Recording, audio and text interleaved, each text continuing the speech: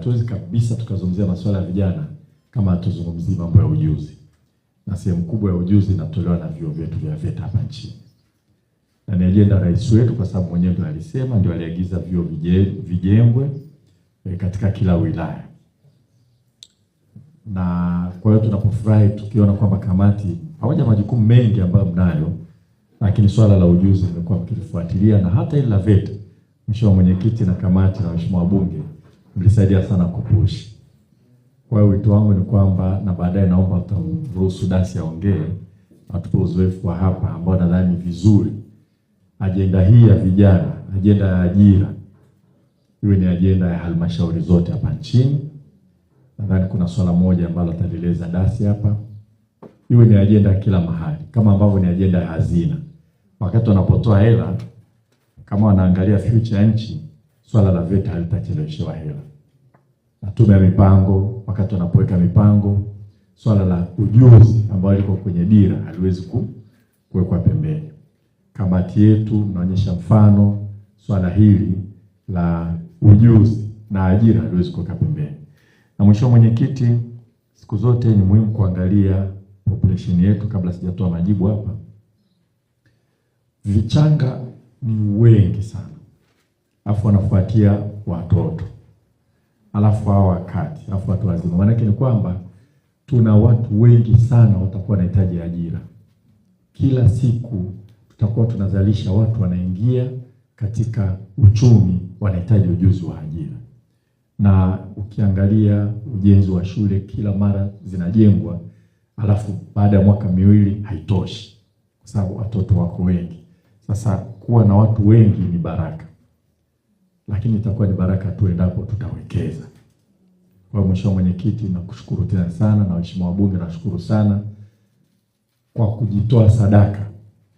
Siku ya Jumamosi mkasema mnataka mnatumia kwenda kutembelea maeneo ambayo yanaunda ajira, maeneo ambayo yanaongeza ujuzi, na kuhakikisha kwamba taifa letu litakuwa na amani, kwa sababu vijana watakuwa na kazi ya kufanya. Lakini ajenda ya amani vile vile. Swala la ujuzi, swala la VETA ni la vijana, ni ajenda ya rais, ni ajenda ya ajira, ni ajenda ya amani na mshikamano wa nchi yetu. Vijana wakiwa bize, wanajiajiri, wanapata kipato, nchi itatulia. Na ni ajenda ya sekta binafsi.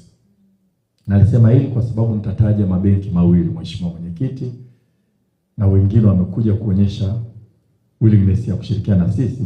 NBC wana utaratibu wa kufadhili wanafunzi wasome VETA na kuwasaidia waanzishe biashara na kuwapa mtaji mpaka waweze kujiajiri. KCB zamani kiitwa Kenya Commercial Bank, siku hizi ni KCB tu bank.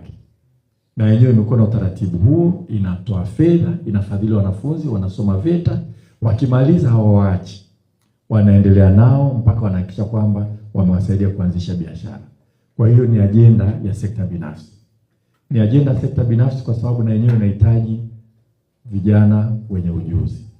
Tunashukuru wamejitolea, wengi wamejitokeza, na nitamuomba, tutaongea mimi na katibu mkuu hapa tu, ataeleza initiative ambazo zinafanyika, ambazo zimekuwa zikifanyika. Kwa mfano, ule mpango ambao rais wetu aliahidi wakati anazindua kampeni, kwamba ndani ya siku 100 serikali yake itakuwa na mpango wa kuunganisha vyuo na waajiri, ili kuhakikisha kwamba mitaala yetu inatoa watu ambao wanahitajika kwenye soko la ajira.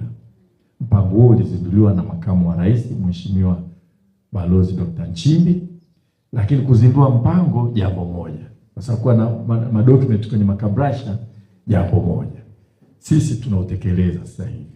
Na nitamuomba Dr. Hussein ataeleza kwa kifupi, na hii juhudi katika wizara yetu kwa kweli naibu waziri analishikilia. Sasa naomba baada ya kueleza hayo nijaribu kutoa maelezo katika yale ambayo yamezungumzwa hapa, na nitakuomba kwa ruhusa yako Mheshimiwa Mwenyekiti nimuombe Dr. Hussein ajaribu kueleza hili la kuunganisha nguvu za vyuo na waajiri, kwa sababu kama mlivyosema hakuna sababu ya kumfundisha mtu hapa alafu akitoka hapa bado mwajiri akimwangalia anamuona mbona wewe hujaiva anavyotaka. Tukianza na Mheshimiwa Dr. Christina Mzava, majengo 17 ya hivi vyuo 25 ni ile push ya kwanza ya rais wetu Mheshimiwa Dr. Samia Suluhu Hassan kwamba tuongeze vyuo vya VETA. Vilijengwa vyuo 25 vya wilaya. Hivi vyuo vya wilaya vilikuwa na majengo 17 katika planning yake. Viko kuna mabweni na kadhalika na kadhalika. Na ukiangalia formation hii kidogo ni tofauti na vile vyuo vingine ambavyo nimevitembelea Mheshimiwa Mwenyekiti. Vilijengwa 25 vya wilaya na vingine 4 vya mkoa, vijengwa Geita, Simiyu, Njombe na Rukwa. Ikabaki wilaya 64 ambazo hazina vyuo na mkoa mmoja ambao hauna chuo cha mkoa. Na kila mkoa, ile wilaya yenye makao makuu au wilaya ambayo chuo cha mkoa kinajengwa, hicho ndio cha wilaya. Kwa ukienda Njombe, Ludewa kuna chuo cha VETA cha mkoa na ndicho hicho cha wilaya. Lakini sehemu nyingi, kwa mfano, na nasema hivi kwa sababu najua kuna mjumbe wa kamati hapa ananiangalia. Kwa hiyo ukienda Songwe, chuo cha mkoa kinajengwa pale makao makuu na kinakuwa hicho cha wilaya, mheshimiwa. Kwa hiyo majengo ndio ilikuwa formation, lakini maeneo yanatosha kuongeza. Hapa pana ekari 50. Kwa vyote vile tunaweza tukaongeza, na kwa sababu sasa VETA ina kampuni tanzo, baadhi ya ujenzi mwingine unaweza kufanywa na VETA yenyewe baada ya kutafuta mafundi kutoka nje kuna kujenga kwa ajili ya kupanua mahitaji. Kwa hiyo kunaweza kukawa kadiri tunavyokwenda tunaweza tukaona pengine kuna upungufu. Tukihisi kuna upungufu, majengo yataongezwa hapa. Kwa sababu hivyo vingine tunavyovijenga ambavyo vimeviona Mheshimiwa Mwenyekiti na Mheshimiwa wajumbe vina majengo 18 ambao awamu ya kwanza tumejenga majengo 9, awamu ya pili itakuwa 9. Kwa hiyo hapa ni 17 kwa kila chuo. Vile vyuo vingine 64. Kwa kila chuo, ni kila chuo. Hata hapa majengo ni 17 ni chuo hiki hapa tu.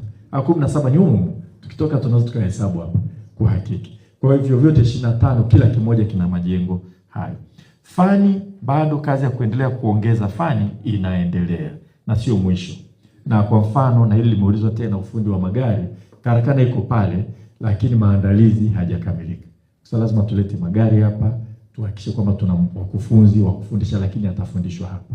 Kuna kozi ya kilimo na ufugaji, aliniuliza mwenyekiti hapa, nimeuliza iko kwenye pipeline, itaanzishwa, na sisi tungependa ianzishwe kilimo ambacho kinaenda na mazingira haya ili watu hapa waweze kutumia. Kwa swala kuongeza kozi ni swala mtambuko. Juzi hapa Mheshimiwa Mwenyekiti, siku ya Alhamisi, tulizindua kamati zinazounganisha VETA na maeneo mbalimbali, kwa mfano ujenzi na kadhalika. Tulizindua kamati 6 na zile tumechukua watu kutoka sekta binafsi, kwa mfano kwenye ujenzi, wataalamu sekta binafsi wa ujenzi. Zile kamati zitakuwa zinaangalia mitaala yetu na wanarudi tena na wanatusaidia kurudi tena kwa waajiri kuangalia hivi tunachofanya kinafaa, mambo yanakwenda. Kwa hiyo bado swala la kuongeza kozi yanaweza zikaendelea. Kuhusu Mheshimiwa Yumna, hapa hamna wenye mahitaji maalum, hatujaona, lakini kwa kweli VETA ina maeneo mengi tunawachukua. Na mkakati wa VETA sasa hivi ni kuhakikisha kwamba ukiomba una mahitaji maalum unachukuliwa. Yaani hata kama waombaji ni wengi, preference iko kwenye mahitaji maalum. Lakini kuna mkakati wale wenye mahitaji maalum ambao tuna uhakika nao wala hata ada hatutawadai, tutachukua asome. Sasa hapa nadhani baadhi ya majengo inabidi tuna jengo ambalo litakuwa linakidhi, kwa sababu ujenzi lazima uzingatie baadhi ya mahitaji. Kuna wengine mobility ndio tatizo.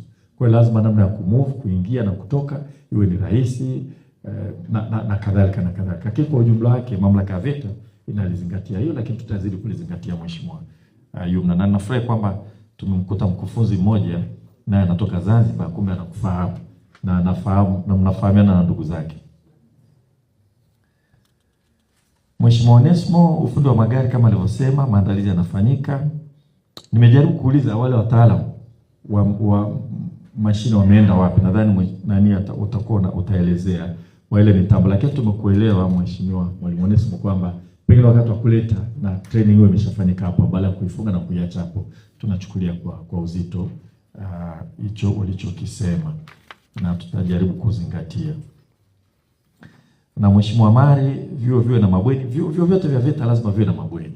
Na gharama ya mtu akiwa bwenini analipa 120,000, 120,000, lakini anakula, anaishi humo, anafundishwa. Kwa serikali kwa kweli inatoa ruzuku kubwa sana. kwa ajili ya watu kusoma. Kwa kila mahali tunapojenga tunaweka mabweni, na hasa hapo ukiangalia, kwa sababu watu hawaja kujikusanya mahali pamoja sana, bila mabweni ni vigumu sana kupata watu kuja kusoma kwa sababu ya umbali ambao tunauona. Tulifanya mapema sana, wengine tulivyoingia hapo wizarani tulisema tufanye tracer study.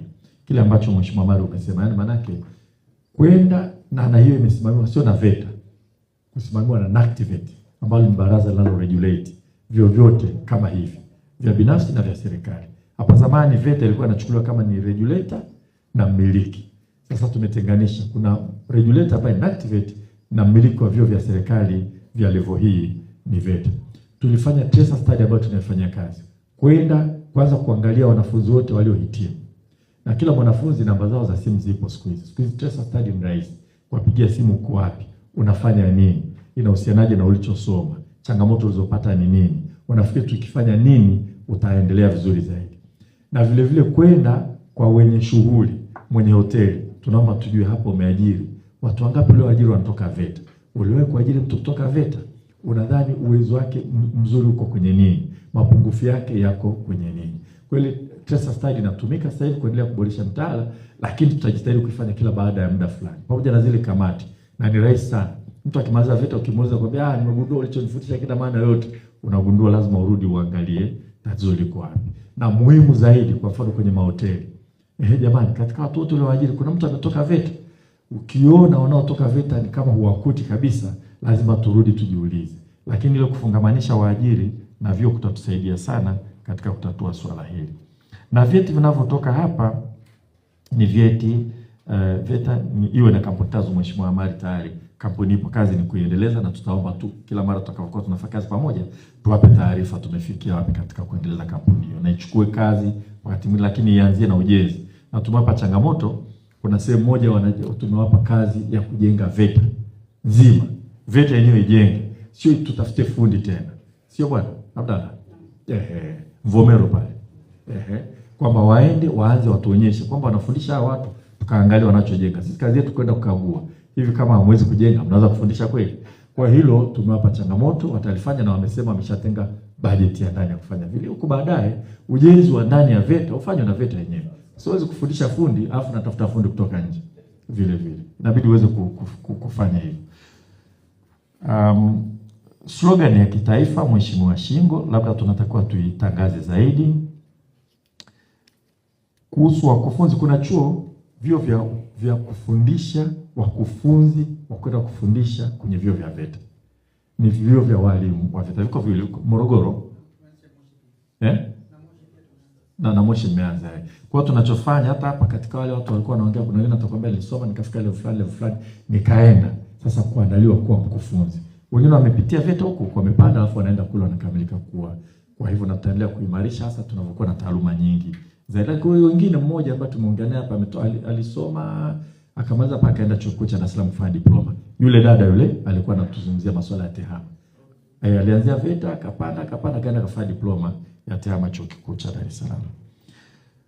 Mwisho kabisa, kabla mwenyekiti kwa ruhusa yako tu nimwombe Dr. Hussein aongee kidogo kabla hoja ni kwamba vyeti hivi vyote hivi vinatolewa na mamlaka inayosimamia vyuo vya level hii ambayo ni NACTVET.